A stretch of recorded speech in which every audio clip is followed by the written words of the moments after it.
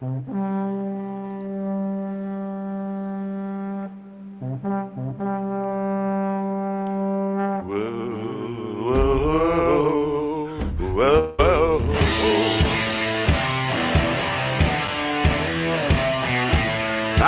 fire-breathing dragon, and I'm coming for you.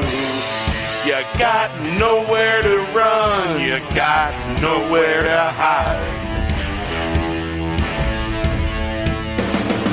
I'm a monster hunter for you. I'm coming for you, and I'm coming for you. I'm a monster eater, baby, and I'm coming for you. I'm feeling kinda hungry, and I'm coming for you.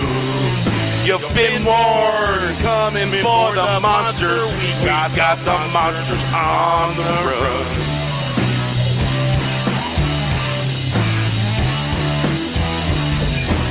I'm a fire-breathing dragon, and I'm coming for you. You got nowhere to run, you got nowhere to hide.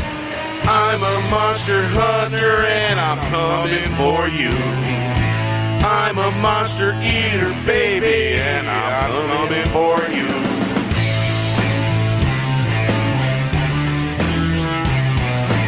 I'm feeling kinda hungry, and I'm coming for you. You've been warned, coming for the monsters. We got the monsters on the run. I'm a fire-breathing dragon, and I'm coming for you. You got nowhere to run, you got nowhere to hide. I'm a monster eater, and I'm coming for you. I'm a monster eater, baby, and I'm coming for you.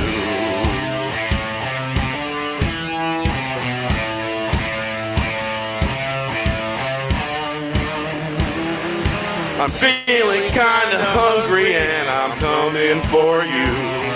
You've been warned, coming for the monsters. We got the monsters on the run. I'm a fire-breathing dragon, and I'm coming for you. You got the monsters on the run. You got nowhere to hide. Got nowhere to hide. I'm a monster hunter, and I'm coming for you.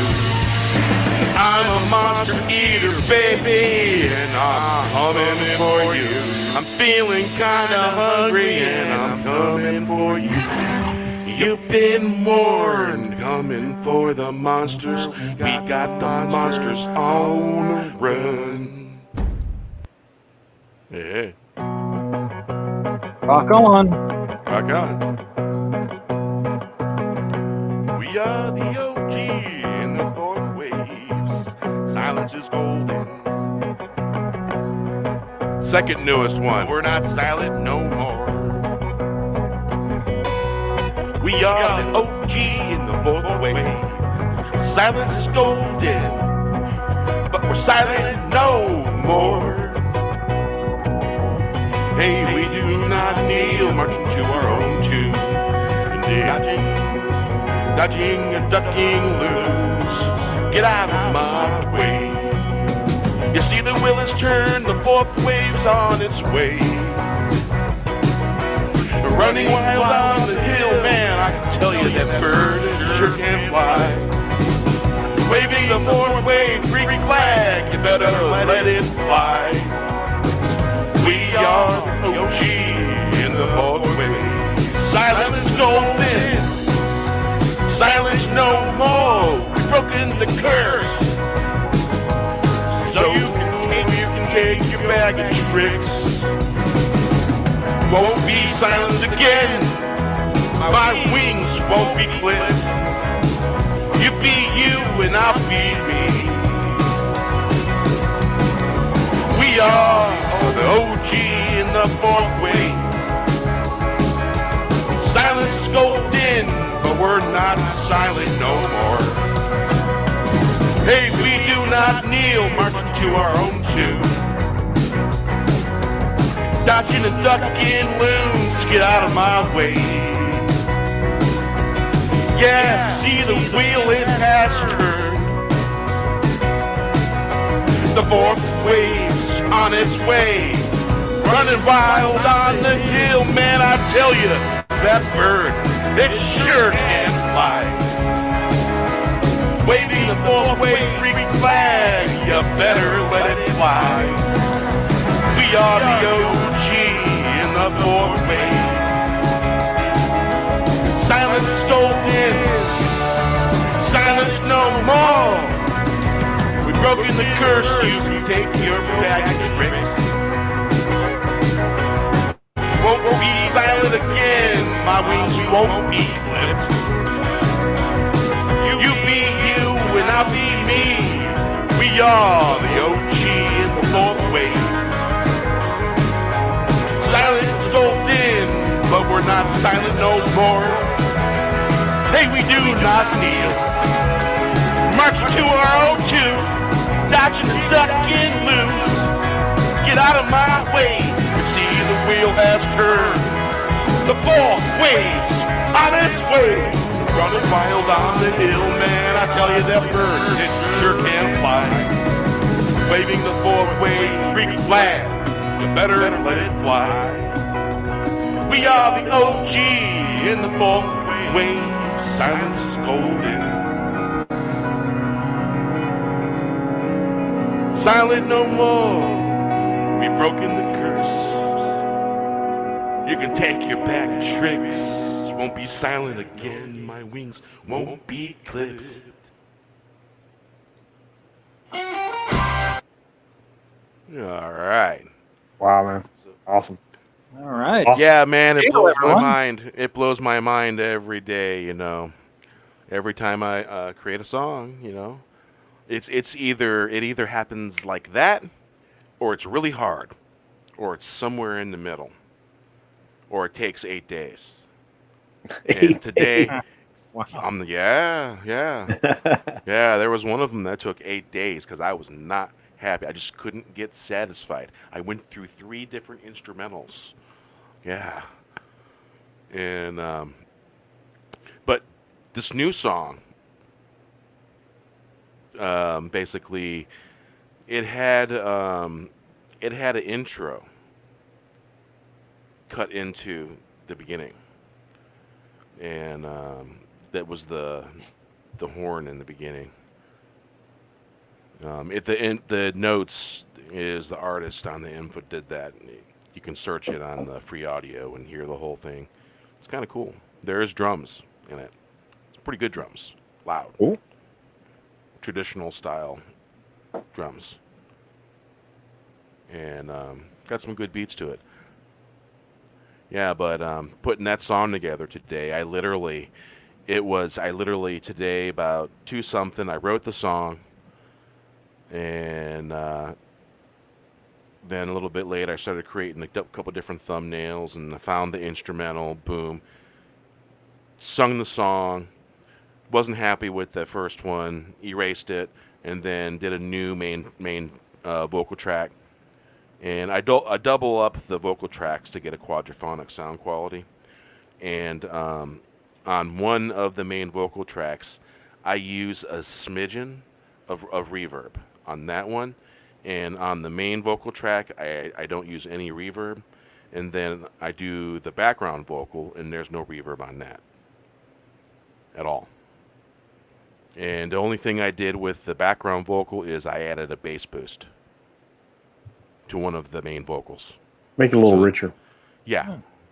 And that's all I really did. And basically, Shellback talked me into not using any reverb, and so I did one, and it turned out really good. And so, yeah. That's cool. Hashtag Cuddle Casino. Yeah, I know. I saw it. Thanks, Hey, Brandon. everybody. So, Yeah, wow. Oh, go ahead. No, please, Wes, please. So we're under assault here, the Fandom Menace. We're heading into, some contentious times, political times. And we seem to be a little bit under assault here, us and the Fandom Menace. Any thoughts on that, either of you? Well, basically the media. Well, we're basically you got access media, then you got the main media, and they work together because they come from the same people. They get the same marching orders from the entities that give the marching orders and stuff like that. And so you got them all hyper inflating fear porn with the pink elephant and shit like that and all that crap. And then you got the stuff that access media comes after people in the Fandom Menace or people that just don't agree with them. Doesn't matter whether you're Fandom Menace. There's people out there that don't agree with access media with some things in some cases too. Doesn't mean that they're Fandom Menace. There's a lot of people that are Fandom Menace sympathetic. A lot of people that are part of the Fandom Menace. I'm Fandom Menace, and I like the Fandom Menace, and it was a calling to me. I came into it, and I love it. There's a great community that we're all part of, and we look after each other, and I firmly, fully believe in that, and we're all inclusive. Now, exactly. Now, if the access media really believed what they believe, and the people making our popular culture believed what they believed, would Raffi be a crackhead living by the Vasquez rocks, squatting, and would Batwoman, the new Batwoman, would she be a crackhead living in a van, hanging out, talking to a plant, as is rumored? If that would have been the case, if they would have wrote a character really good for Raffi, she would have been a botanist living out in the desert, turning the desert into paradise. Yes. That's the character they should have wrote for her. Terraforming. She's a good actress. She's been in a lot of different stuff. She's been in stuff. She's more used to the drama TV shows and stuff like that. And I've seen her in a lot of good stuff. She's really good. She's a believable police chief. And I watched her in The Glades. And that's a good. That was really good show. Yeah, it was really decent. good show. She was good. She was believable. And when she said she was going to bust someone's ass, basically they're going to get suspended for doing something they shouldn't. You believed it. It was believable. And so there's no doubt that this actress, she can deliver on believability. But you see, they're taking a stereotype and they're throwing it at us thinking, oh, we're just going to ignore this and, not talk about it. But bullshit, we're going to talk about it. Because I grew up in Gary, Indiana, and there's a neighbor lady, and every neighborhood in Gary had a neighbor lady that was kind of similar to her, And they weren't bad people; they were good folk. Doesn't mean they were bad people, and these people paint them in a bad light, and it kind of irritated me and pissed me off. Sure, some people, there's some bad people out there, but not all people that are forced into a situation to survive can help that. And that's what that is, and they stereotype that bullshit, and it's bullshit. That's what it is. They should have wrote a character that was conducive to the times and to the legacy of Star Trek. Obviously, she was growing stuff, botanist, so she's a scientist that basically, sure, they got knocked down. If they would have wrote that, kept with that story of them being, being told, hey, you can't do this, and they give up, basically. That never would have happened. They would have wrote something else. Yeah. Exactly. So Raffi, Will Wheaton has famously come out and said, hey, if you don't like our version of Star Trek, do something else. Now, when you have a character, and they are putting this front and center, not us, representation, you have a character like Raffi. Now somebody looking at that and seeing a character like Raffi, and Will Wheaton famously played Wesley Crusher, who went through a psych test where he went through a very vigorous psych test where they screened out candidates for Starfleet Academy. Would a Raffi have passed that test? Is my question. And I believe that a Raffi would not have passed that psych test, and she wouldn't have been as high in Starfleet as was portrayed in Star Trek Picard. What do you think, CC? I agree with you 100%. And what's really funny is when you look at the character in front, If you don't think that was an intentional insult to all of us true fans of Star Trek by having her out in the trailer in front of the Vasquez Rocks, then you're insane. They took an iconic location that had been used very lovingly a couple of times in Star Trek and turned it into a trailer park. Just real quick, just a comment on what Toxic Man Flu was saying. Wesley was annoying. Wesley was annoying, but Wesley was tolerable in small doses.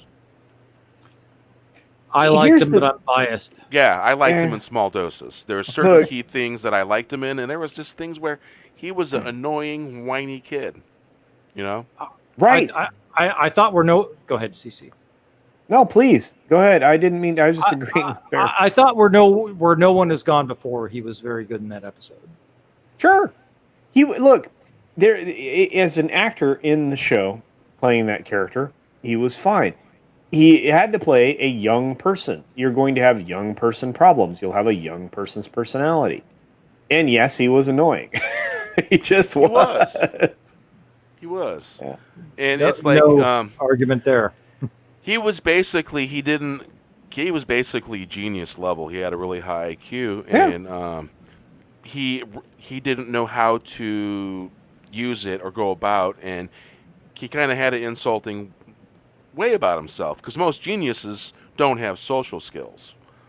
And I don't know if you guys ever watched the show Scorpion, but the main character, Walter, my God, man, the guy he gets punched all the time because he doesn't have social skills, and he comes across superior as fuck on a high hill, and he doesn't know how to tell people in the finesses that you use to ease things in and say, to be diplomatic, say, and he lacks tact. Oh, completely. And that's why that what's her name? I have a hard time remembering her name. The one that keeps him basically on a level heel, Yeah, and I have to admit I tapped out of that after about 1.5 seasons, so I have no memory of any of their names. So, but I know the character you're referring to. Yeah, but basically. Wesley's kind of like a young version of Walter. Yeah. And look, I mean, in my family, there's in every generation, there's one of those kids. Right now, my nephew's one of those kids. My younger brother, my baby brother, was one of those kids. So he had the son that was one of those kids. So just every generation, you get one of those in the family, no matter how many children they have. So. You work really hard in social development areas with somebody like that because otherwise they turn into a sociopath and they're completely oblivious to the rest of society. But beyond all of that, look, they in Bears Right. I mean, they leaned into a stereotype that we'd long since abandoned. At least in storytelling. They were using stereotypes like that in Starsky and Hutch. Yeah, it's been a long time, and we don't do that anymore. In fact, in Star Trek in particular, we're in a non-scarcity world anymore. Everything's plentiful. I mean, it's nearly utopian. It's not completely utopian, but it's nearly utopian. Well, and they had to go step on it. Well, they did. They didn't just step on it a little bit, though. I mean, they in every single element of that show, they insult the original series completely. They insult TNG extremely. I think they went out of their way to and this has been happening in all of entertainment. We've talked about it 100,000 times. They tear down the original thing to put in their own thing instead of just putting in their own thing because it's too difficult for them to live within the framework that was created. Look, you're given framework for a reason. I mean, it's called coloring inside the lines, right? And they just can't afford to do that. So we end up with this really ugly picture that doesn't represent anything because they failed to stay within the lines, within the bounds of good storytelling, number one, but they within the actual construct of the property itself. So that's what it is. I agree. If they really believed in their ability to do that, they would have created their own original IPs, and they don't believe in that. So they feel they have to take over an established IP to kind of propagate, I guess, their own view of the world, their own worldview. Well, that's the other problem. Well, it's their propaganda delivery piece. Where it is. It's like if you slip a little bit of poison into society a little at a time, they don't realize it. Pretty soon they're genetically dead because it's the boiling frog. Boiling frog. Yeah, exactly. Yeah. Yes.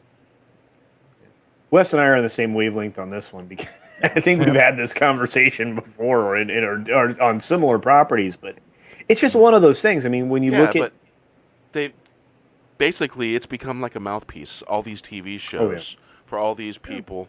And not everybody in Hollywood is like this, but there's a portion of Hollywood that does this and uses it for. Let's face it, they're using it for politics. Well, they're inserting. They've inserted left-right politics into TV shows, and they've done it slowly, and little subtle things here and there. And it started right around 2005, 2006. You're probably right. Creeping in a little bit. Probably before then. I would argue it's inserting left politics, but I mean, I like to be all inclusive, left, right. Yeah, well, the false left-right paradigm or whatever you want to call it. But go ahead. No, look, it's just there's no denying the fact that they're using it for a platform because they come out right and tell you, and especially with Star Trek. Klutzman came out in that interview that Wes got copyright claimed for, correct? And he said specifically that they're using it as a platform. They don't give two shits about Star Trek. They came right out and admitted it. And for about a week, I was copyright claimed on that actually. And when they go about creating their own thing, like Bear was talking about, when they go about doing that, they usually only have about one good story in them, which is why Westworld ended up being a phenomenal first season and a total dog shit second season, and not much of an upgrade in season 3. That's because people that were quality writers didn't really want to attach themselves because they knew that, the big heads were going to want them to do this or do that. No. But look, the Nolan, because his name's Nolan also. Nolan and Joy, they're a married couple, by the way, who built that show. It took them 12 years from their concept to screen. You know who was a producer on Scorpion? No. Klutzman. Wow, that's amazing. Well, wait. Yeah. So so let's go back. Was also. Yeah, but he was with Orsi then, right? Yeah, Orsi. Okay, well, there you go. See, K&O Paper was the two of them together, K&O, right? And they produced a lot of quality material. I think they might have even been responsible for the Now You See Me film, I think he might have been involved in Fringe, too. Well, that wouldn't surprise me because, the JJ boy. I mean, everything comes out of JJ and his wife, and they're freaking awful human beings. Yep. So, and that's the problem is JJ has never finished anything in his life. And so he'll start something. He has no end. Ends are hard. So he stops. So he left Lost. So he gave us half-assed Star Wars. So, so he gave us half-assed Star Trek. He didn't finish that. There's no end. He sucks. He does. What's disappointing is that Lost had so much potential. Oh, sure. I enjoyed that when it started, and they really, I don't know, they dropped the ball, man. It exposed, it exposed their limitations as his limitations as a creative. Let me paint a metaphor, okay? A football reference. All right. The quarterback threw the ball. The running back is running to catch the ball. They got a clear field. No one's in his way. He gets all the way a foot before the touchdown, steps over, catches the ball, and drops it. That's what they did. They dropped the ball in the end zone. And what's sad is that the best episode of season 2 of Star Trek Discovery, where they meet up in the church, that was a ripoff of the finale of Lost.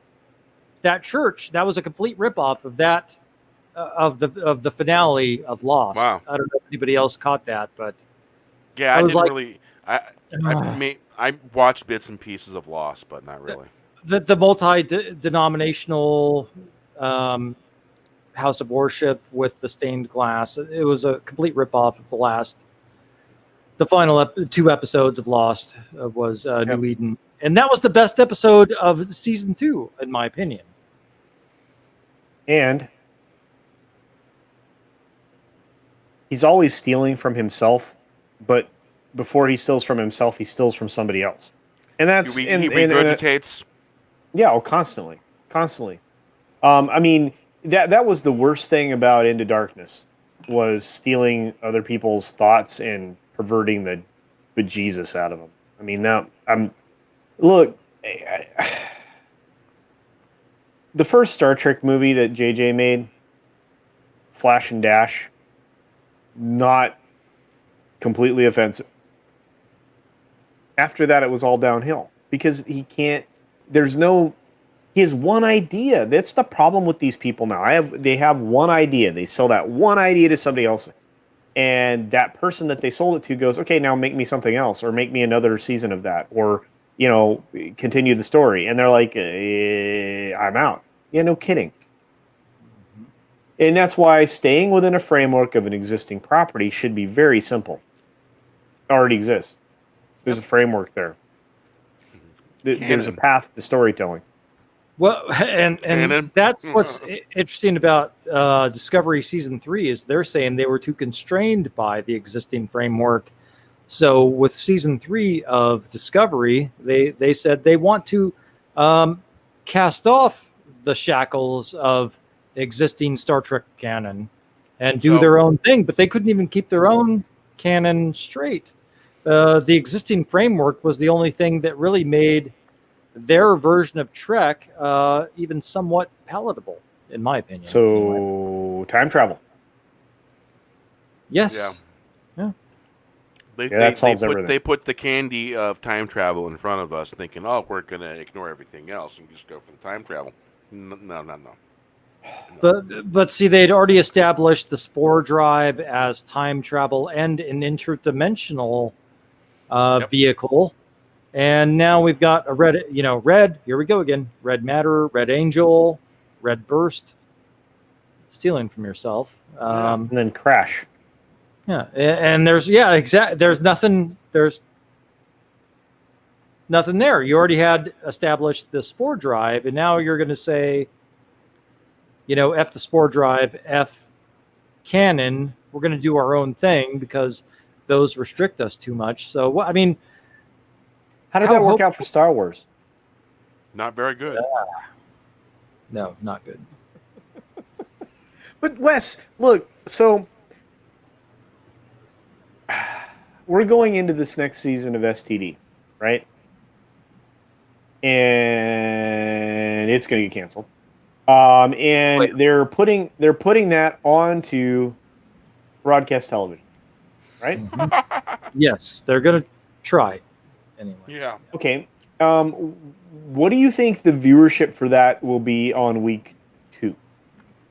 Oh, I would be surprised if it was 500,000. If it was 500,000, I would say that would be a high number for that. Fair? It'll be bad because everyone's at home, everyone's bored, and there's a whole bunch of stuff that's being repeated. Yeah.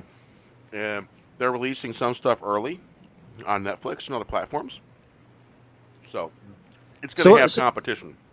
It's not just that. Sorry, Wes. Oh, go ahead. No, please. I'm sorry. So what's different between 2020 and 2017 is all of the internet buzz around that version of Trek and the people that maybe didn't go through the paywall or dipped out. So now they're going to be able to see it. And it's either going to remind them how pissed off they are and why they canceled, or B, it's going to confirm everything they've heard from folks like Nerdrotic and Doomcock and you and I and Bear. Yep. So I 500,000 I think would be a big number for us. I think it'd be a huge number. I think you're being friendly. I am for episode 2, and the reason I say that is thank you, Bear. And the reason The reason I think that is because I think anybody and everybody who wanted to see the show subscribed to the service, even if it was on a trial basis, right? They saw it and they either enjoyed it and decided that they would continue with season 2, That or would be a they saw it Laverne. they didn't enjoy it. Yeah, exactly. And so what I think is going to happen is you're going to get people who didn't bother to pay for the service that are tangibly interested. Tangibly? Is that the right word?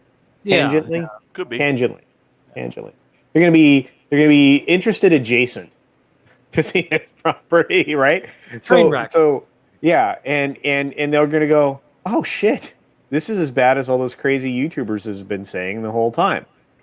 Yeah, no shit. So so it's going to be like, and Or then when they'll we say get it's to, worse. well, yeah, it is actually. But look,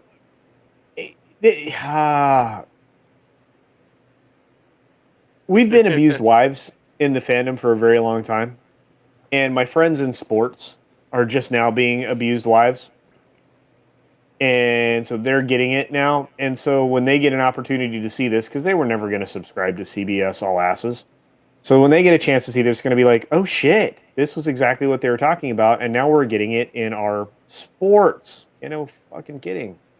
So Wait till they Yeah, get a that's- look at Twilight Zone. Whoa. Yeah. Anyway, I just thought it was interesting. I don't think I have no high hopes for its performance on television. In fact, it'll only confirm us, which is bad. I don't like confirmation bias, but it will confirm what we think by episode 2. Well, And then what? Here's the thing. It's going to be on broadcast. That's what I'm saying. So if people are getting that broadcast station in antenna form, those people will see it. And if Briefly. people got it on their cable channels or their Hulu or whatever, or on their cable, they'll see it. Briefly. And we'll get real world viewership stats. Yeah. About But- 500,000 of them in episode 2. And then, like you said, I think what will happen is CBS will say, well, we put this out there on our pay service. We just wanted to put it on broadcast so everybody else could see it. We didn't really care about the ratings. Fuck you. I don't often curse, guys. But in this particular circumstance, I already know this playbook. I already know what they're going to do. I already know that they're going to play this out in a way that just says, hey, we meant to do this. We meant to suck. Except they're not going to say it that way. They're going to say, we put this out there because it's been sitting behind a paywall for 2 years, and we wanted to make sure that other people had an opportunity to see it. The real fans, the fans that couldn't afford to pay for our stuff. We've already got the viewership that we intended to get. This is just for everybody else. Yeah, don't and- pay attention to the numbers. Everybody that saw it wanted to see it. This is just, here you go, world. And- We're gifting you Star Trek Discovery. Yeah, and Shari Redstone's going to talk to what's her name that's in charge of Paramount now and say, get rid of this frickin' clown because this is hot garbage. And if she hasn't already, I mean, I'm Well- really blown away that she hasn't said something already. that's the thing. I think she Because the probably already Redstones- has. the I think behind the scenes, she has. The Redstones, they have a history of fucking firing people in they their don't past. trifle fools. They don't trifle fools. And I'm just wondering, it's like, why? Well, National Amusements cannot afford for this thing to continue to drag downward. And this is their most iconic property in this media realm. So, I mean, they own a lot of shit. I mean, Paramount really legitimately does. CBS, Viacom, they own a lot of crap. But National Amusements is a bigger corporation, and they begged to get this thing put back together, and there was a bad plan. So, anyway. Klutzman is ranking higher than Star Trek right now. Not just by a little bit, but by a lot. A lot. And I by love much, that. yeah, exactly. And by much more, even other topics that are okay. For example, today, Ruth Bader, our Supreme Court justice that passed away, that ranked as a very good tag. So I've not seen. If you're a YouTuber, you'll test out keywords, and for the content that you make. And Klutzman ranked way higher than Star Trek did. I mean, not by a little bit, not by like this much, by this much. It wasn't even close. Star Trek barely ranks. Yeah, actually, your video on that was awesome. So I was like, that's a good video. It was like short video. It was awesome. I'm like, oh my God. Absolutely. So that tells you all you need to know. I mean, it's ridiculous, and I think that may be partially responsible for why I'm being suppressed at the moment. But it's not the first time it's happened, and I'm sure it won't be the last. They like to punish us when we do things like that. I've had it happen. You know, they'll claim the video. I'll win the claim. I win the claim, and all of a sudden, notifications not going out or not getting received.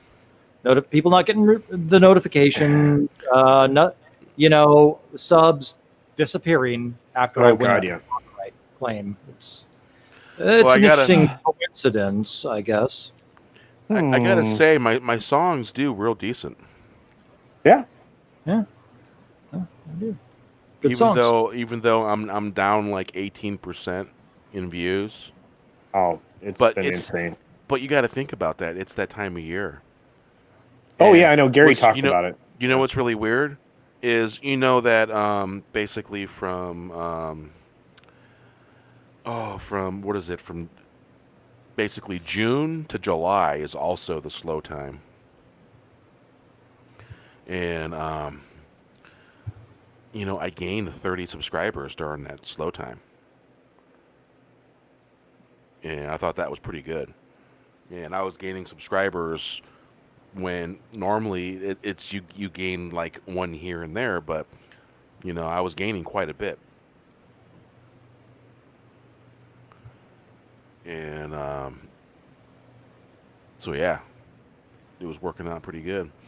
And I was really surprised that I was getting that many subscribers during all the slow period. And now we've gone into the next stage of slow period. That's right before the fall season starts. Mm-hmm. And we're not getting. There's going to be a lot of movies and TV shows that are all delayed. Everything I hear is delayed.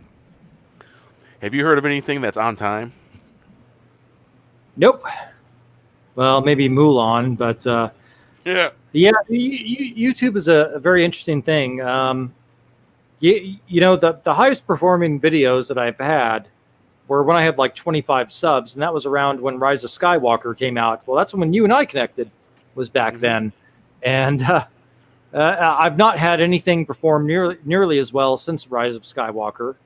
But, the sub count, most of the sub count I've gotten has just been by shout outs by you, Bear, and you, CC, and other YouTubers. I mean, they are really suppressing us. We're not making it up, folks. It's real.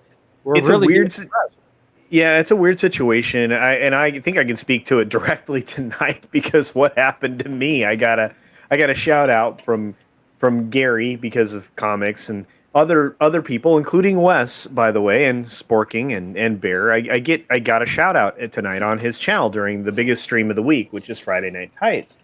And and he did that in response to a letter that Wes and I received that says, we're going to make this harder for you to get monetized. And I mean, it's not exactly what it said, but that's what it meant.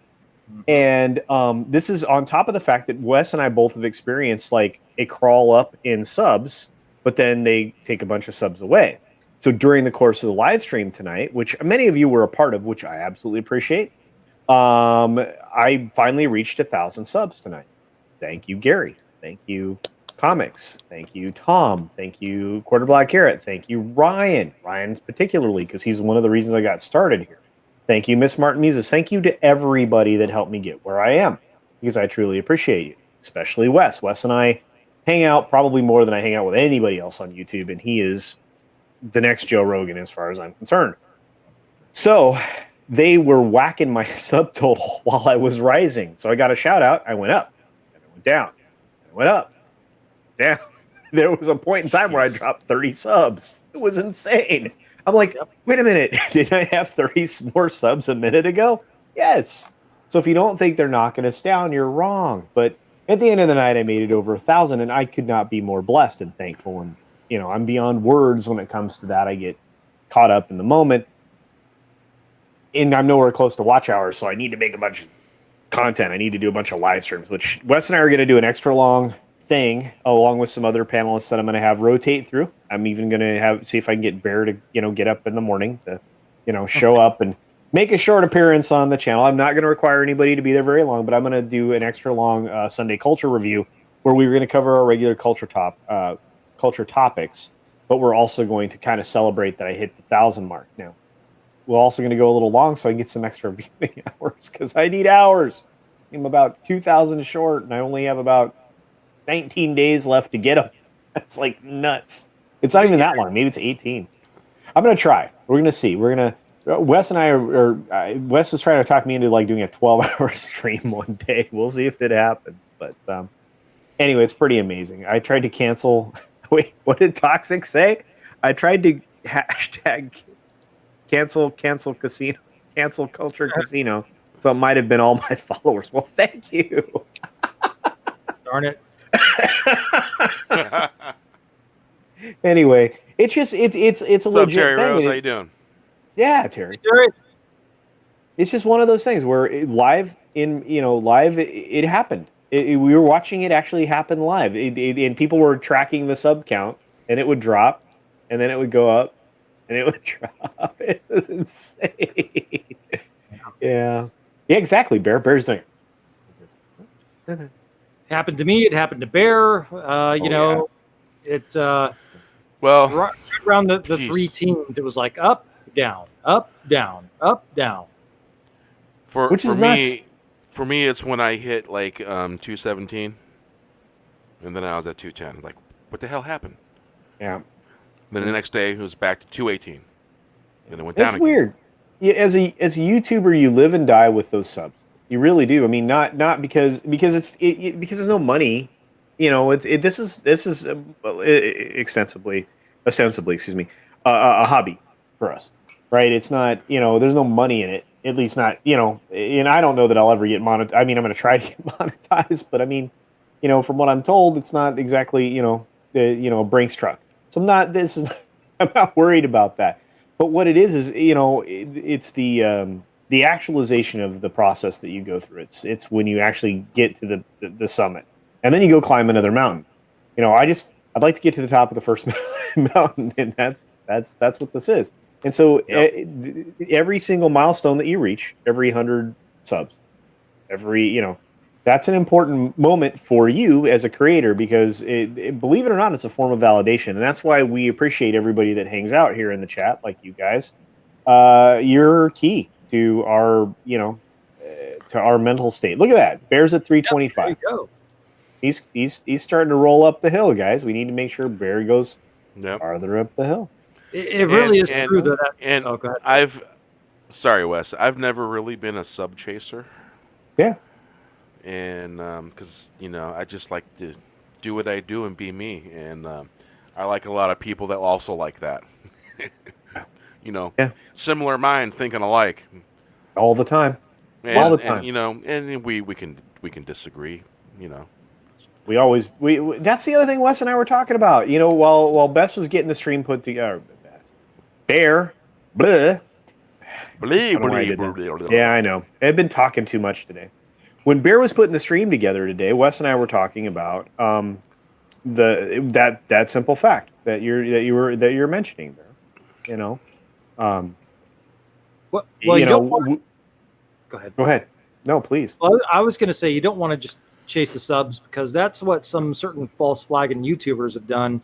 And if you're only going after subs, that you're going to get an audience that, and if you're negative and you belittle and you say negative things about other YouTubers and you're attacking other YouTubers, you're going to get that audience that's into that kind of negativity. So you don't want to have that. I don't want to have that kind of an audience. So and it's just exactly what Bear is saying. You don't want to chase the subs. You want to have the right kind of growth. You want to have the right kind of audience. And we have the best chat on YouTube for a reason, because we got some brilliant folks out there, some folks with very sharp minds and big hearts, and that's what we want.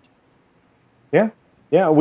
It's being engaged is really important, and in fact, I this is the other thing Wes and I were talking about.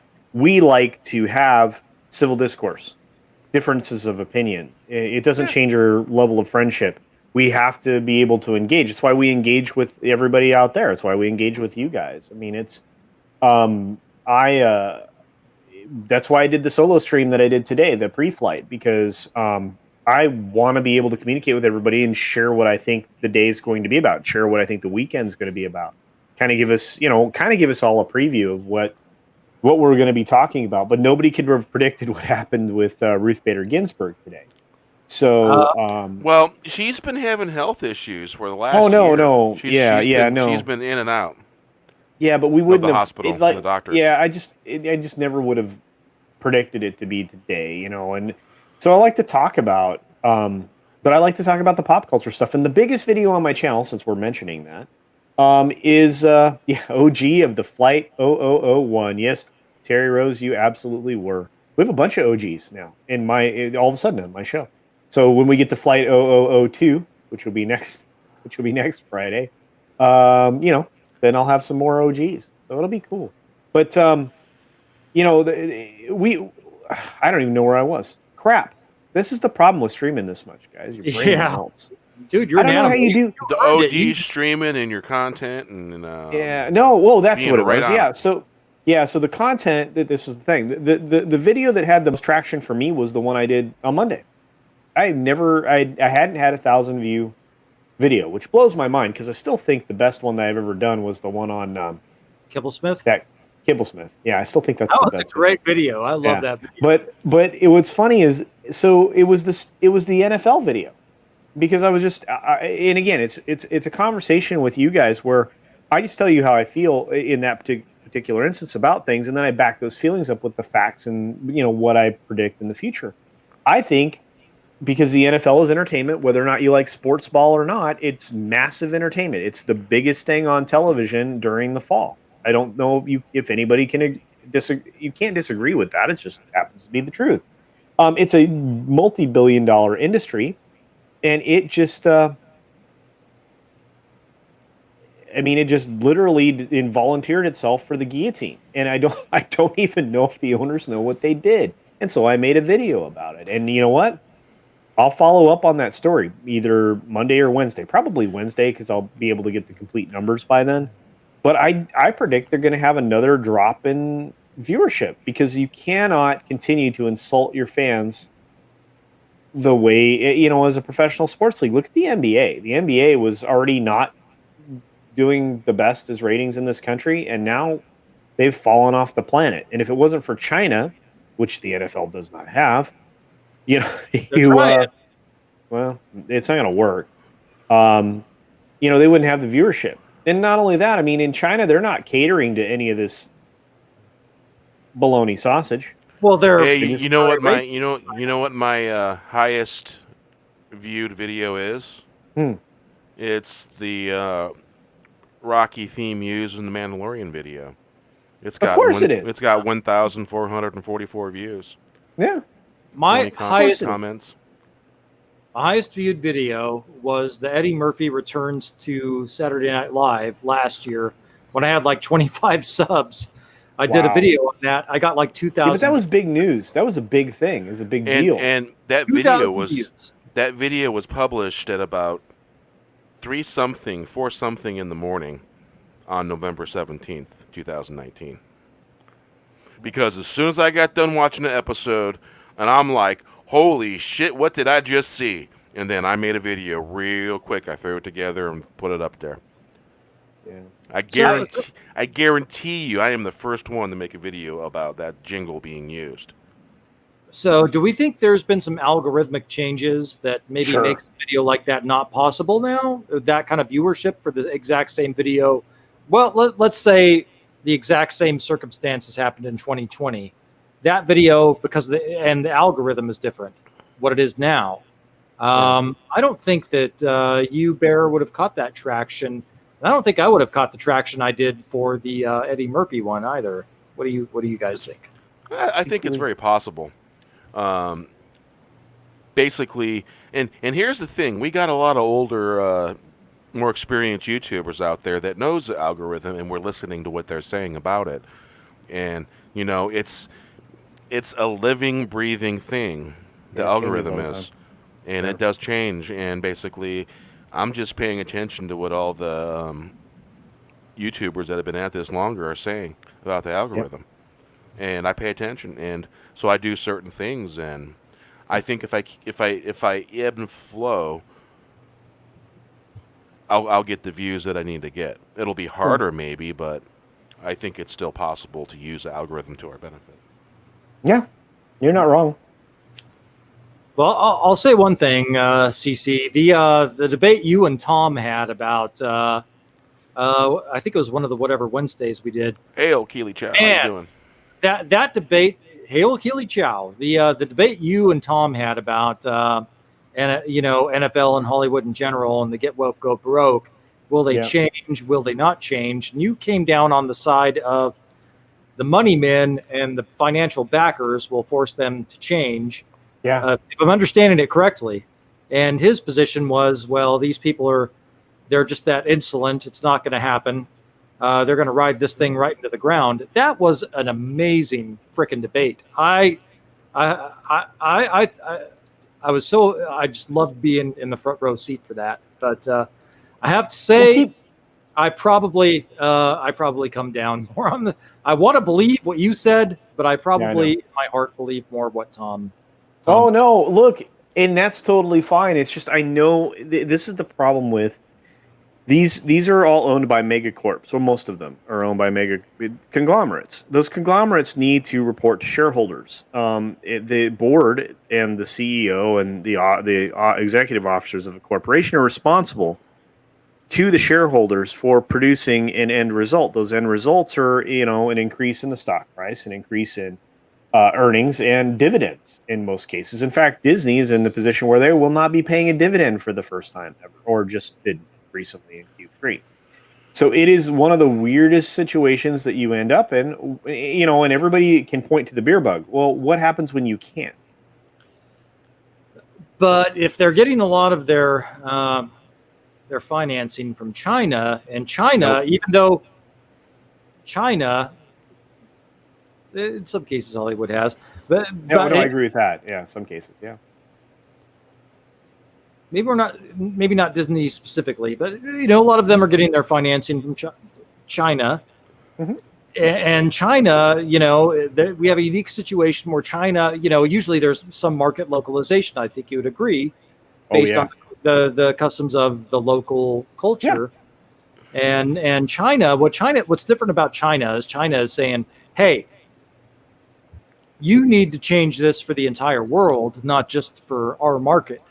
And Hollywood's been bending the knee to that. So, and Hollywood's been getting punished for doing that at the box office.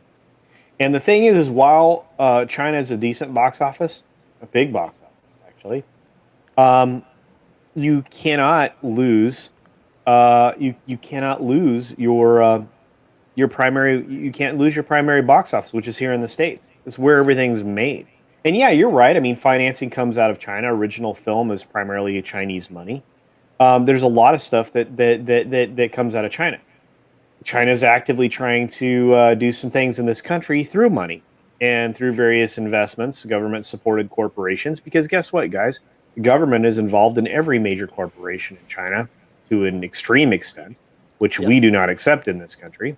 Yeah. But it's a situation where I think, again, especially as more of these things come to light, which they have been of late, if you've been paying attention to the news, investors are not going to turn a blind eye for very long. And I think that in this country, because a megacorp isn't funded by China, they're going to roll back. And China's already on the brink of a financial circumstance that they don't want to be involved in economically. And they have a lot of people in their country that are dissatisfied with the way their government is being operated at the moment. So do you see this as analogous to what happened with Japan maybe in the early 90s? Whoa, yeah, very close. Yeah, very close to that. Yeah, I think that's probably an apt... Interesting. That's probably a parallel to draw. Yeah, I think so. And the reason I think so is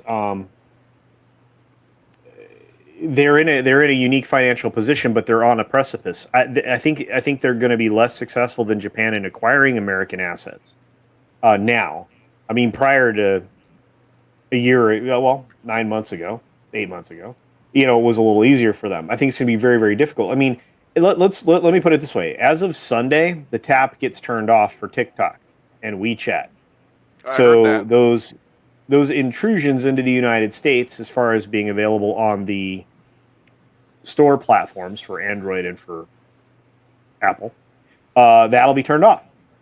And until Oracle actually assumes control of and completely works through all the security issues that Oracle exist with Oracle with TikTok. Didn't they used to be called? Didn't they used to be called Java? Aren't they the creator of JavaScript? Oh yeah. What's his name at Oracle? Yeah, but I mean, right now they're just essentially known for all their global database networking crap and data farming. Now they're one of the, I mean, that's just what they are. But oh hey, look, it's the geek, the Gilk Man. The Gilk Man cometh. Hey Gilk Man, it's good to see you. Thomas. Hail the Gilk Man. Hail Gilk Man. There's an up-and-coming YouTuber everybody should subscribe to. Hey Thomas, check your direct message on Twitter. Yeah. And so with that, I think once they've sorted that out with Oracle, and believe me, Oracle will know how to pull all the national security scary stuff out of that thing. I think it'll be better. And Sporking's a big deal on TikTok, and so is Jesse with Exaggeration Nation. So. Yeah, I mean, Sporkin has 3,500 or so, or maybe more, subs on TikTok. So, he built pretty rapidly built that thing. So, yeah. I've not signed up for it. I think there was a story on 60 Minutes or somewhere else that was talking about how the Chinese government they had an algorithm in place, an AI, that would sub to it wasn't real subs. Sub to TikTok. Oh, yeah, it's been happening a lot, though. I mean, that happens universally.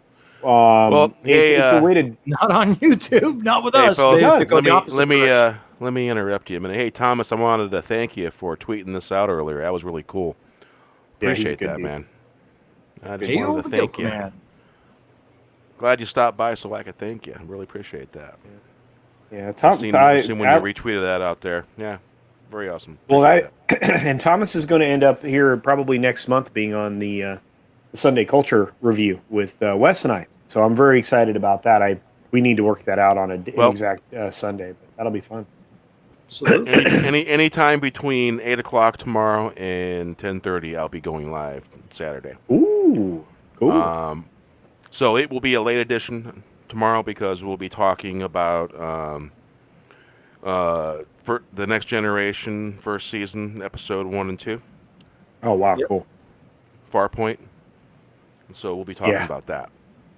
And tonight was a Four Horsemen because we were talking about a mixture of nerd stuff and TV shows and current events and stuff like that. Current events and music too. So I think, well, Barry, I mean, you opened the door, so we got to talk about this RGB situation. Well, number one, my video that got 0 views. I mean, might as well talk about it now. Hey, there was a movie made about her life, her career, and the only reason why I know that is because my mom wanted me to get it, and so I got it. But I haven't watched it yet, so I'm gonna watch it just to see if they do her legend any justice. I think I've seen it. I'll have to. I'll know if I see a clip. One of my favorite actresses plays her, so it might be good. Who? Oh, I can't remember her name. She's really cute. I just remember she's really cute, and I like her in a few things. I don't remember names. I got to go look. Yeah, I'm bad at that too. I'm very horrible at names. Yeah, I don't remember. So we're already in a contentious election year, and now we have now we have a Supreme Court vacancy available, one that's on the liberal wing of the court. Already things are tilting the other way. John Roberts, well, he's a horrible Supreme Court justice, so really this would be what would swing it the other way. What do we think this is going to do to turnout? Is this going to embolden Republicans even further to turn out? Is this going to get the Democrats to turn out, or is this going to do both? Or what do we think about that? Because this is a big deal, man. This is a huge deal. What does it mean? I'll paint a metaphor for you. At the casino years ago, this is probably like, oh man, we're gonna go back to probably 2006, back before the remodel at the Redwood Casino started. Back before they did their little raffle thing, they used to have a raffle, and they changed their system and went to electronic. But before that, they had this huge gold round cage. I mean, if you opened it, two grown men could get inside of it. That's how big the cage was. And the cage had all these balls in there with numbers. And they just spin it, and keep spinning it. It had a little motor. It would spin slowly.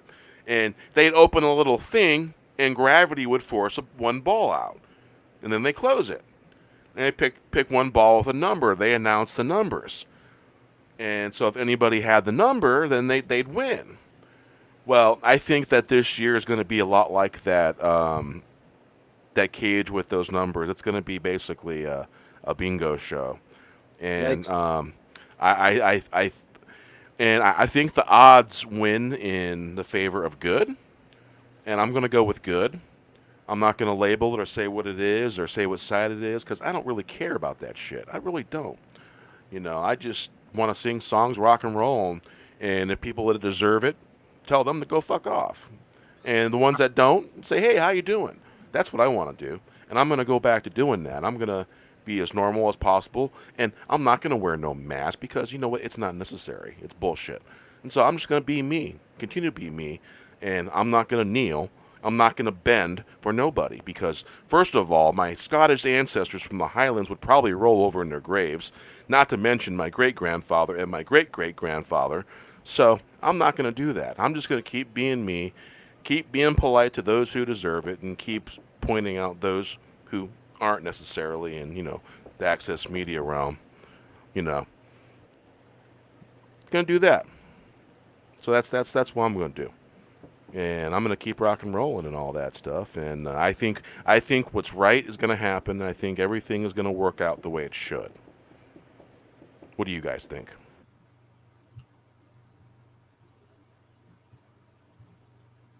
CC? Well, okay. Okay, so when I voted on the poll that you put up, I said that it would probably be those on the right that would be emboldened or even further to head to the polls to support this. I think after I review my thoughts a little bit more, it might just make both sides increase their turnout equally. And the reason being is because the court has been driving just two decisions, two of them. And they have been the deciding decisions politically, one of them the overriding decision, for 4 decades, 3 decades, 4 decades. It's been a long time. Longer than that, I think 5. Yeah. Okay, it's been a long time, and that particular decision is the only thing anybody seems to think is important when the court actually has much larger rows to hoe. So it's a problem. And it will be decided before we even get to the election. Knowing what I know and reading what I've read so far, just in the few short hours that have passed, because I consume information like crazy, guys, all the time. I think Mitch is going to push that through fast. And I a week ago, I know this is a story, but I'm going to tell a story real quick. A week ago, I was reading an article that said that President Trump had already had a short list, and it was not favorable to those on the left side of the aisle. That was a week ago. So the query is, what did they know a week ago, and who wrote the last opinion that was provided by this accomplished judge? Those are the two questions I would have. So, my thoughts, though, it isn't going to matter. And the people that are out there inciting violence on Twitter over this particular subject, Yeah. They should be removed from the platform, as they would do to anybody on the other side of the aisle who incites violence. And there's no equity. See, they like to talk about equality and equity. When they like to talk about equality, but they mean equity. We like to talk about equality, and we mean equality. It's a little different for anybody middle left, middle right. Well, I just want to expand on our version of equality. So I don't know about you, CC, but here's how I feel about equality. And that is equality of opportunity, and that each individual person is like, there's no person that has been like exactly like you or ever will be exactly like you. You're an individual. You are a unique kind of, your life is just a unique snapshot. The odds of there ever being someone that was exactly like you or will be exactly like you in the future is pretty much as close to zero as possible. Yeah, and that you're small. Yes, and that you're an individual, and that we respect individuals, and that we look on people as individuals.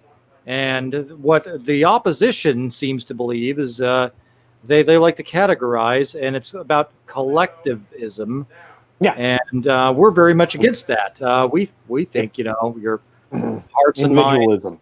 Yes, individualism, and that whatever your talents and abilities are, as far as they can carry you, whether that's very far or not far at all, that's individualism. That's what it is. Yeah.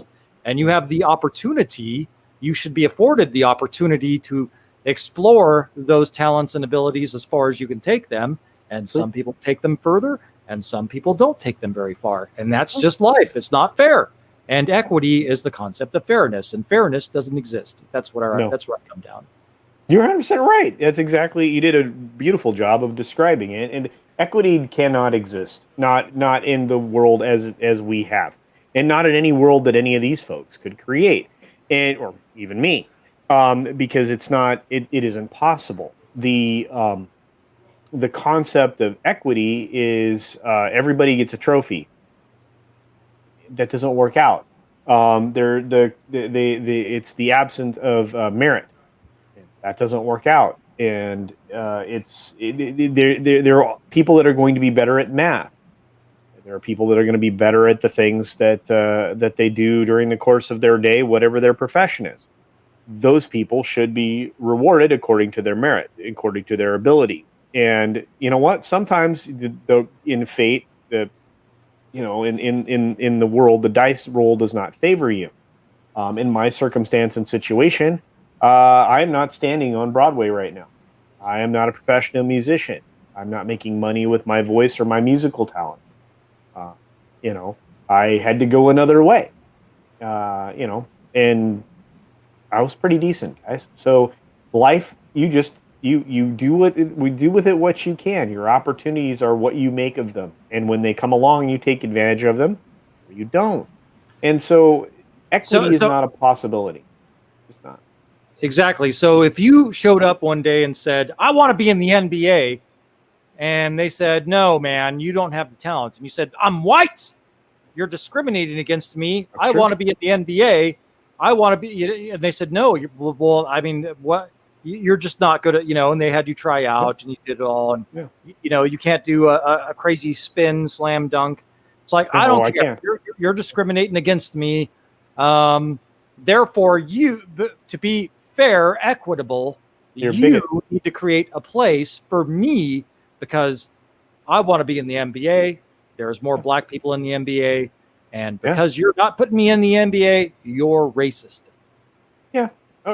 Any of the things that you can throw at them would be a form of bigotry at that point. And this is why they've actually been distorting these words on purpose. They're trying to make words essentially meaningless, or they create their own meanings for words, which is causing a huge problem in language. it's also causing a problem elsewhere in science and things like that, which I had the opportunity to speak with Comix Division and Tom about with last night. But it's look, I mean, if we don't push back against this, we're going to have some problems.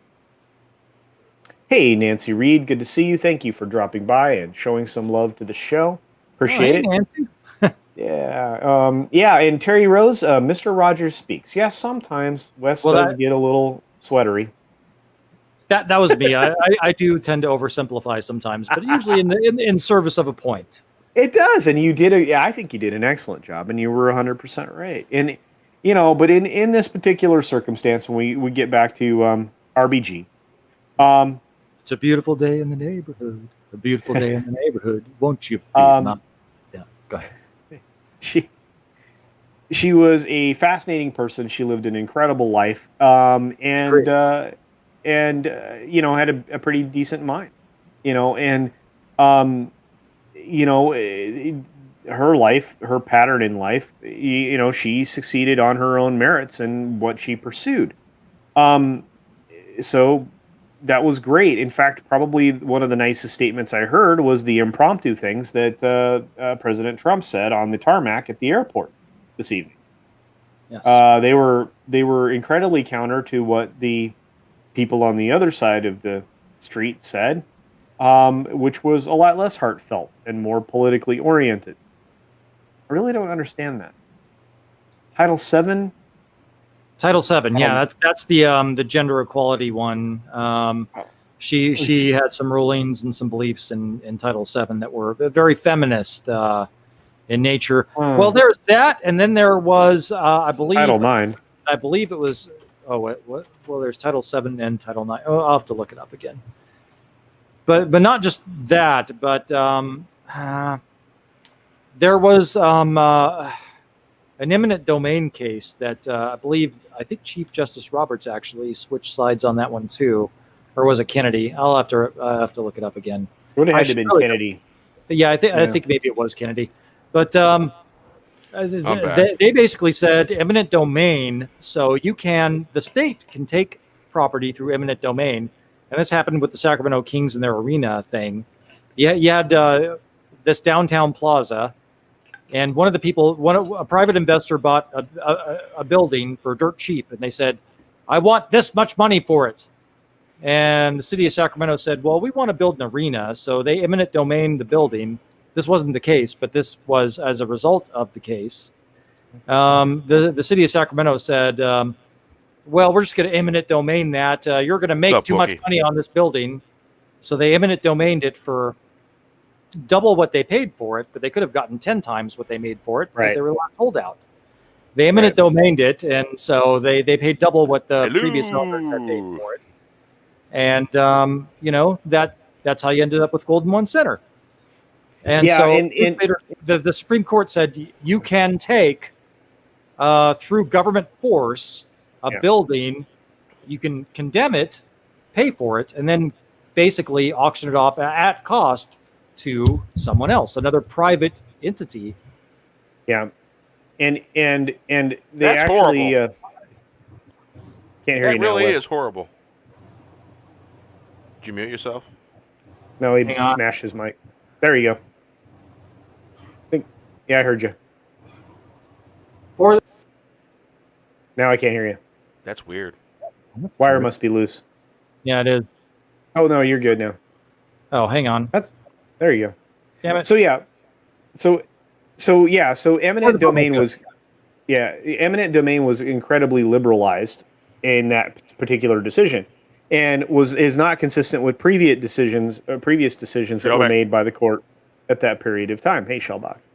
And but that created a very, very odd circumstance and situation, which will be overturned. That particular decision that will be overturned because it has none of the previous precedents set in law were anywhere that liberal with that concept. But this, I'm sorry, I don't mean to cut you off. But I want to complete my thought here. So we often say that these people don't believe what they're saying, and a Supreme Court case like that, where you have them, we're against big business and all this, where you take from basically a small, it was a speculator.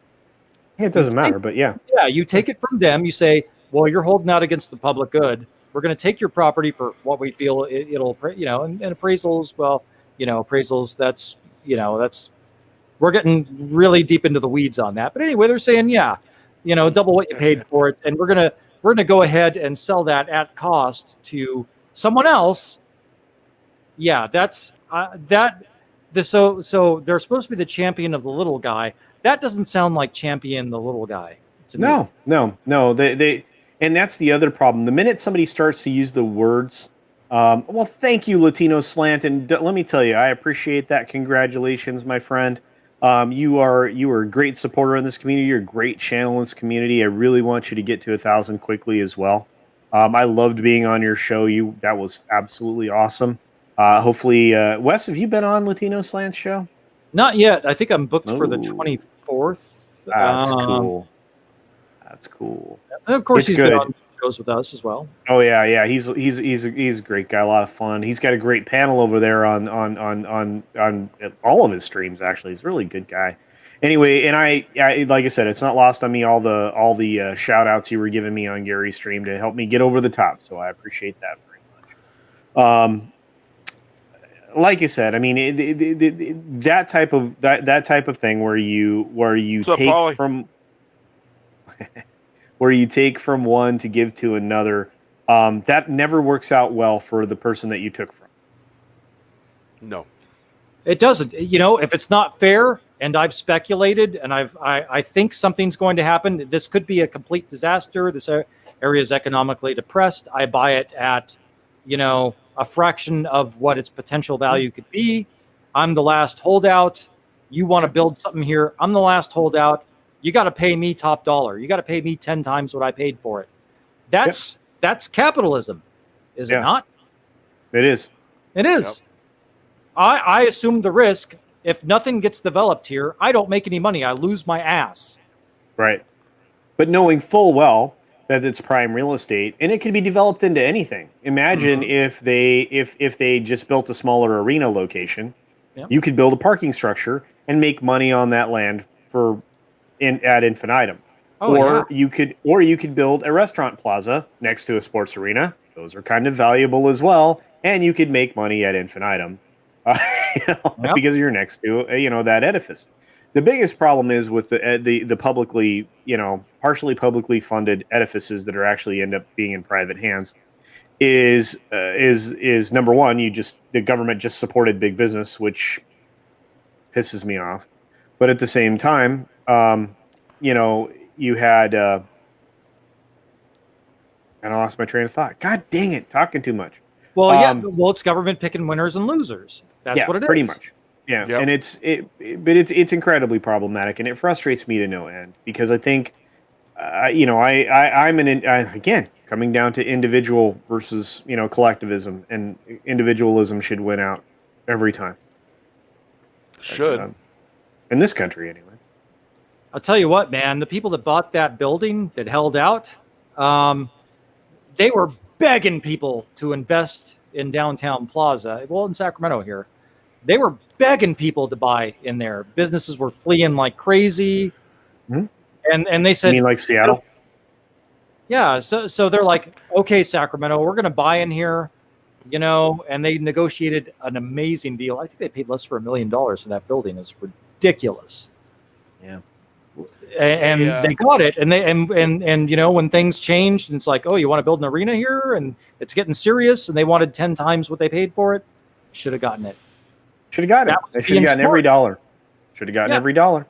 Yeah, it is. We invested when no one else would invest, so we want a return on our investment.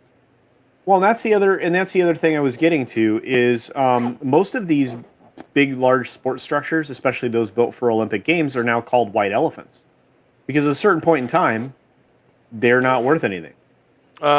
Isn't that more like a bridge to nowhere? Kind of. Yeah. Yeah. Hey, I want to take a moment to say hey to the Latino Slant. Hey, Paulie, what's going on?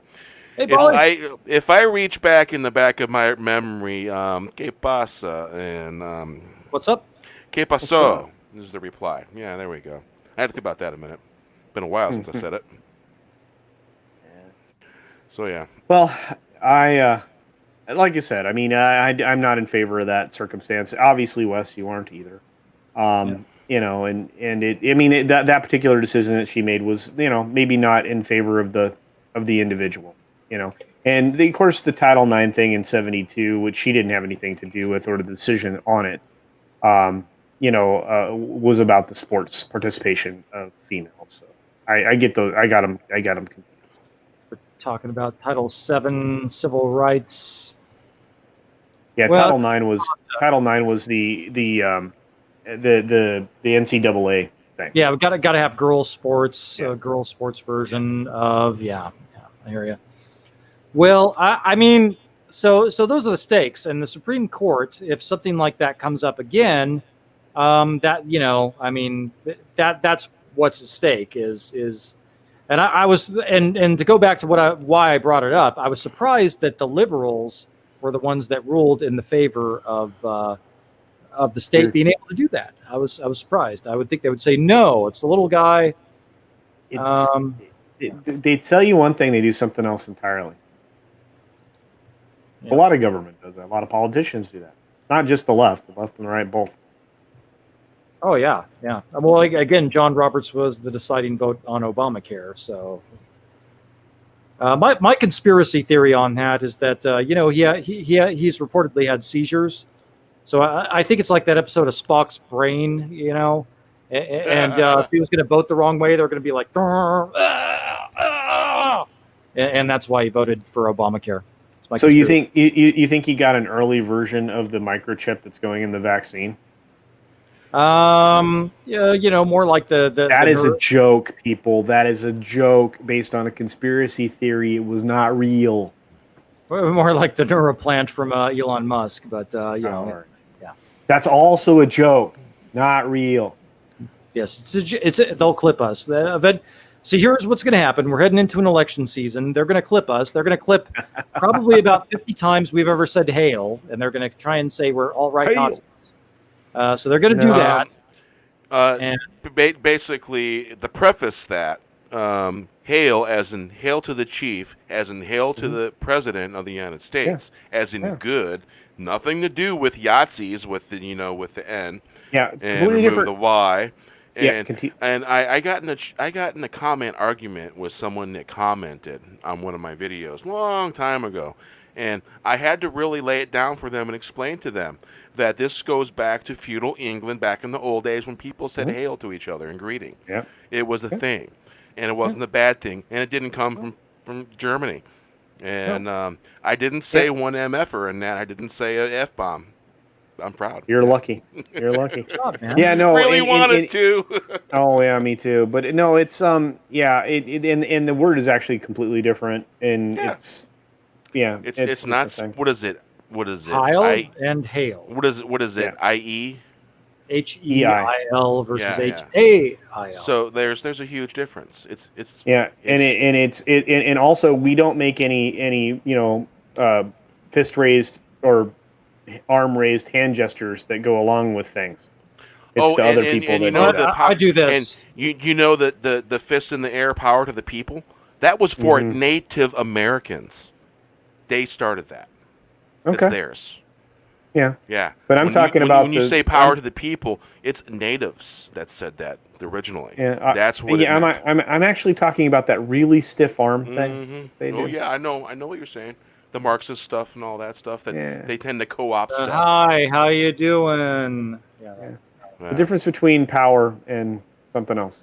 Anyway, I need to. I have to step off, guys. I absolutely need to. So I don't know if we were getting ready to wind down or not. I'm gonna play a song here for Latino Slant because he hasn't heard the new song yet. And, cool. And we'll give that another listen.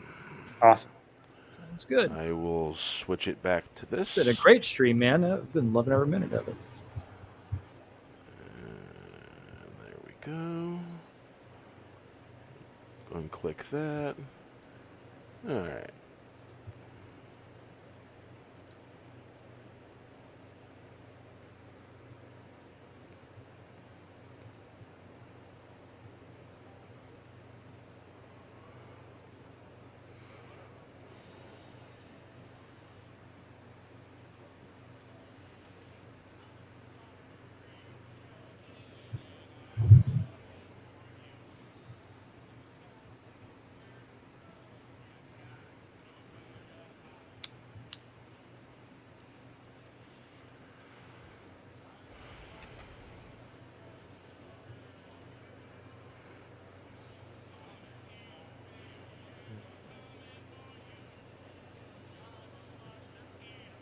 There's no sound.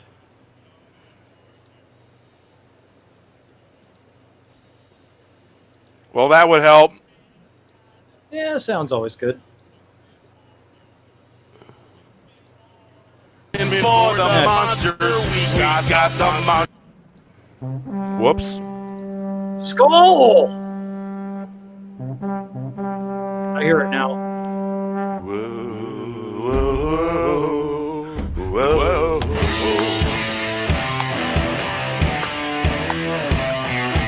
I'm a fire-breathing dragon, and I'm coming for you. You got nowhere to run, you got nowhere to hide. I'm a monster hunter for you. I'm a monster eater, baby, and I'm coming for you. I'm a monster eater, baby, and I'm coming for you. I'm feeling kinda hungry, and I'm coming for you. You've been warned, coming for the monsters. We got the monsters on the run.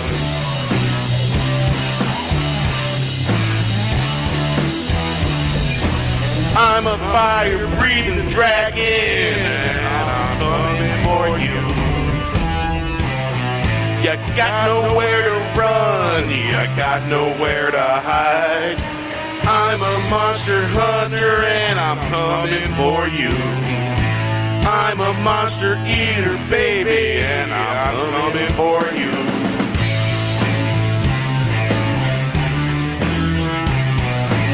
I'm feeling kinda hungry, and I'm coming for you. You've been warned, coming for the monsters. We got the monsters on the run. I'm a fire-breathing dragon, and I'm coming for you.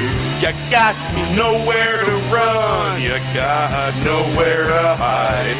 I'm a monster eater, and I'm coming for you.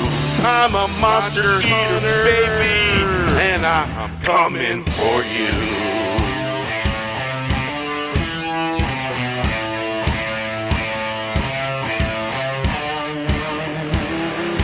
I'm feeling kinda hungry, and I'm coming for you. You've been warned, coming for the monsters. We got the monsters on the run. I'm a fire-breathing dragon, and I'm coming for you. You got the monsters on the run. You got nowhere to hide. Got nowhere to hide. I'm a monster hunter, and I'm coming for you. I'm a monster eater, baby, and I'm coming for you. I'm feeling kinda hungry, and I'm coming for you. You've been warned, coming for the monsters. We got the monsters on the run. Nice. Yeah. And you'll see that on the end of that song, there was a thumbnail that says subscribe to Wes Moody Webcast. Absolutely. Yeah. Hey, I just got the official shirt. Whoa, that's cool. Oh, wow. Fits a little tight. Yeah. And in the next 2 weeks, I will have the official shirt because I ordered mine the minute it was available today. Yep. There you go. I got the charcoal gray version. Although, yeah, I mean, fits a little tight, but this is a very high resolution image. Let me tell you, I was pretty impressed. I get the Johnny Cast version of all of my shirts. Yeah. I'm thinking that I need to do a Ghost Bear shirt with one of these roses on the back. What do you think? Ooh, that'd be cool. Yeah, man, do it for sure. Yeah. Do it. Do it. Mikhail Wolf's already got one of my logos, one of my logo t-shirts. The main channel logo. Yeah. He has this Question. one. I don't think it's made in China.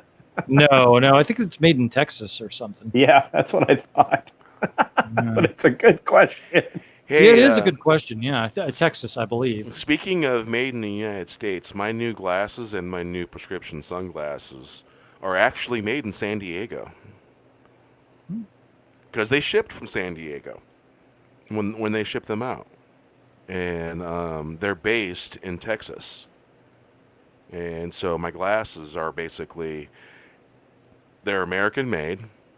They were made by American employees. So that was kind of cool, you know. The added bonus. I never really looked into it before. I was like, wow, shipped from San Diego. That's really cool. It's almost like we got a president that puts tariffs on countries before, and now they're bringing jobs back like they said they were. Yeah. So yeah, let's play this next one. This last song was from last week, and it's interesting. We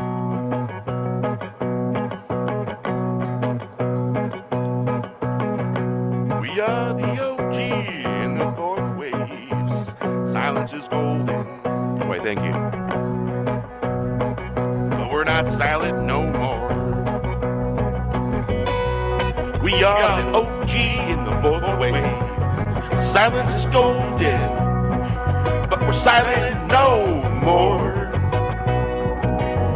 Hey, we do not kneel, marching to our own tune. We do not kneel, dodging and ducking loons.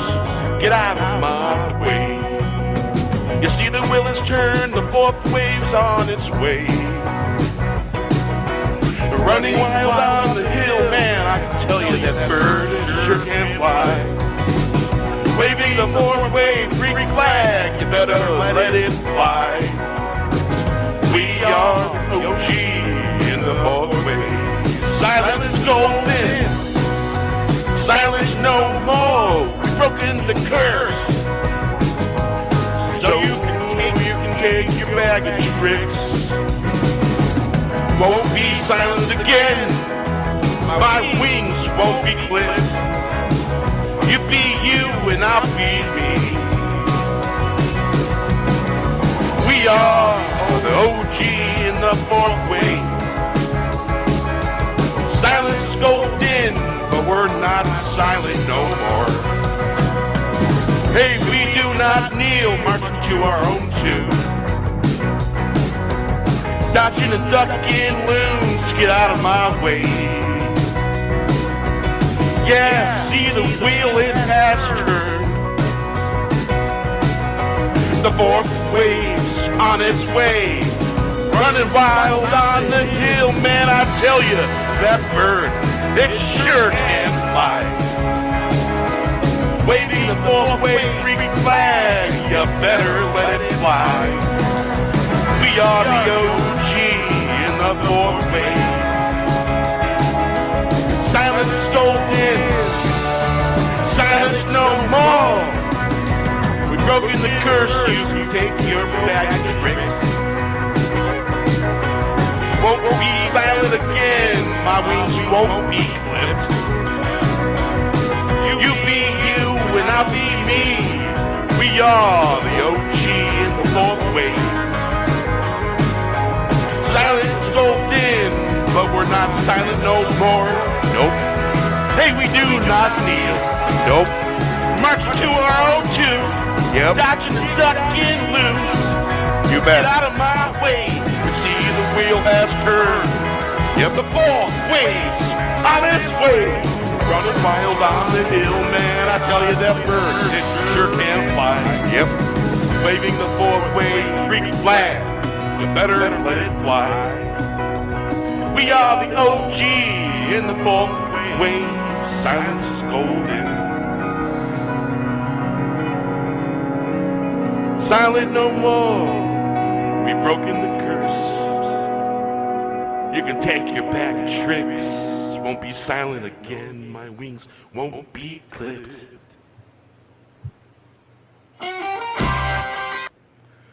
All right, fellas, tell them where you can be found. And the next one that will take us out when we end the stream. Anybody got a coin ready? There's a coin shortage in the country right now. I'm not allowed to have change. Apparently, my bank wants me to use my plastic. Really? What's happening with me right now? I got a pocket full of change wherever I go. I've seen the signs though. Yeah, just like the toilet paper shortage. Yeah, that was some made up bullshit. Yeah, when you work in warehousing, when you know how stuff works and how shipment works and ordering works, and then you see people talking about stuff, this and that. People work there, says, wondering why they're short in the order this month, wondering why they're short in the order there. And it's like, dots connect and all that, and pretty soon you got a pretty good drawing of something that's happened and all that, and gives you a pretty good picture. So with that, all right, Wes, what song would you like to be the next song after we tell them where they can find us?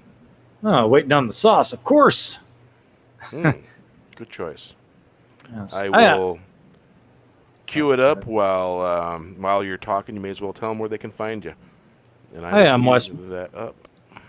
I am Wes Moody, the Wes Moody Webcast. You can find me at youtube.com/Wes Moody Webcast or Twitter at Wes Moody 10. I talk about pop culture, current events, occasional conspiracy theories, occasional car talk, gaming streams, and I will vlog about whatever the heck I want to because it is my webcast. Hope to see you there, my friends. Thank you so much. See ya. See ya. Culture. I'm muted. I am muted, Culture. You were indeed. I'm not anymore. I am Culture Casino. I am having very itchy eyes right now, so seeing is a challenge. But I don't have to see to talk, so I will say. I have a YouTube channel, which is not as small as it used to be. Thank you, Gary, and Comix, and Tom, and Wes, and Bear, and all of the fellow creators that are in this community that have supported me to get me over 1,000. Thank you very much. On Sunday, I will be adding a little bit of extra time to my live stream, the Sunday Culture Review that I do in the middle of the day on Sundays, to thank everybody and do a little bit of a celebration. During that stream, I'll be cycling guests through, so you're all welcome to come. Please do. It should be fun. Normally, I only go about an hour and change, and I imagine that stream will go a little bit longer than that. We'll have some guests, so we'll talk a little bit. It'll be great. Thank you all so very much. You guys are the whole reason that we're here, and it's the absolute truth. We appreciate you. Thank you. Everybody have a great day. Say 5 more things. 5 more things. Yeah. 5 more things. There you go. Oh, you're funny. Funny. Got a bunch of freaking comedians around here. Hey? Yeah, just make sure you take care of yourself, take care of others, wash your hands. Until next time. And if you're going to watch anything else, we don't need to know. Yeah. You know what? If you watch it more than once, you know what they say. That's true. Yeah. Doo-doo. Alrighty. Waiting on the sauce. I believe this is FinalDeathStar's favorite. Although there's a few others that he likes too. Unicorn and San Fran is good too. I like that one. Oh yeah, yeah. All right. Everybody hear that? Yep.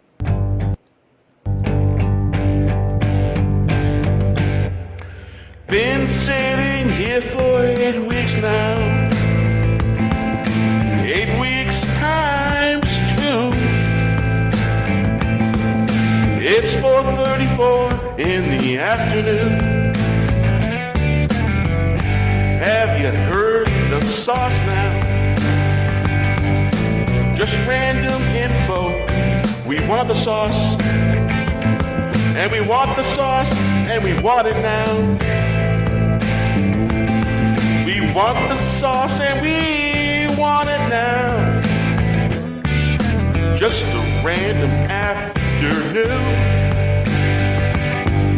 It's 4:44 now in the afternoon. We want the sauce right now. Baby, we want it now. 8 weeks of waiting times 2. We will have to wait longer. Will we have to wait longer? Been sitting here for 8 weeks now. 8 weeks times 2. It's 4:34 in the afternoon. Have you heard the sauce now? Random info. We want the sauce, and we want the sauce, and we want it now. We want the sauce, and we want it now. Just a random afternoon. It's 4:44 now. We want the sauce right now. Baby, we want it now. 8 weeks of waiting times 2. Will we have to wait longer? Will we have to wait longer?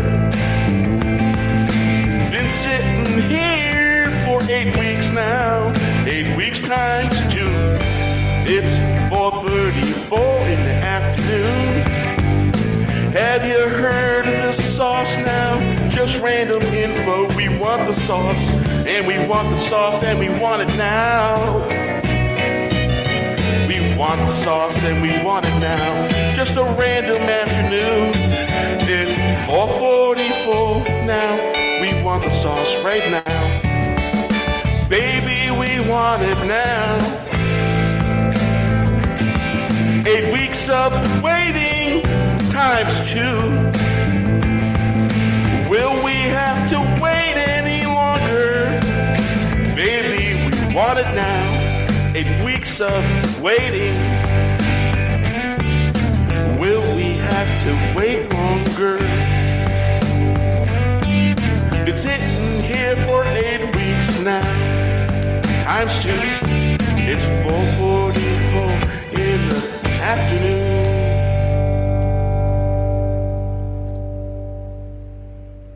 Yeah, just want to chew bubble gum, drive fast, and make rock and roll. Hail. Hail. Thank you, my friends. Thank you. What a grand time we can have. You guys want to let this play out? Walking backwards in a backwards world. Well, that's normal to me. Now Yeah, the whatever you wanna world's do, Bear. copying me. Need to find the key to find the way out. Good Star Trek. Wow. Key unlocks Love the good Star door. And tomorrow, we'll be talking about Star Trek. Grows Late edition. Yeah. Tree. Light waits like green light won't go. Green light won't go. Bus won't move. Gotta catch a groove. Gotta move it on down in this time world. 1, 2, 3. He said tree.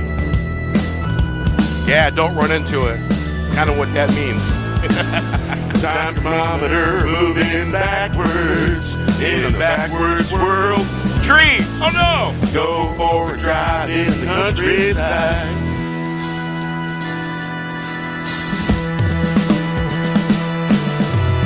Miles and miles down the road. In the spirit, it grows close to me. Be your own captain, last humility in the community. What a grand time we can have. And we did. Walking backwards in the backwards world. Well, that's normal to me. Now the world's copying me.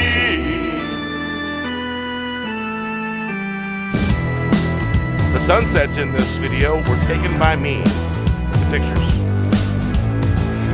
Need to find a key to find the way out. The western key unlocks the door. Grows untuned by the old oak tree. Light makes might. The green light won't go. The bus won't move. Gotta catch a groove. Darn buses. Gotta move it on down in this pound world. 1, 2, 3. He said tree. Time chronometer moving backwards in the backwards world. Beautiful sunset.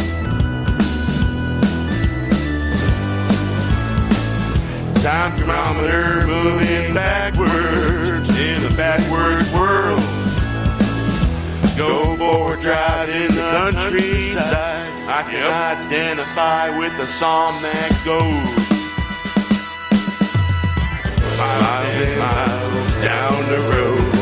In Chris' spirit, the crow spoke to me. Be your own captain, lasting unity in the community. The best chat in the community. What a grand time we can have, walking backwards in a backwards world. Well, that's normal to me. Now the world's copied me. Gotta move it on down in this clown world. 1, 2, 3. He said 3. Thank you to the best chat out there. We love you. Have a great night.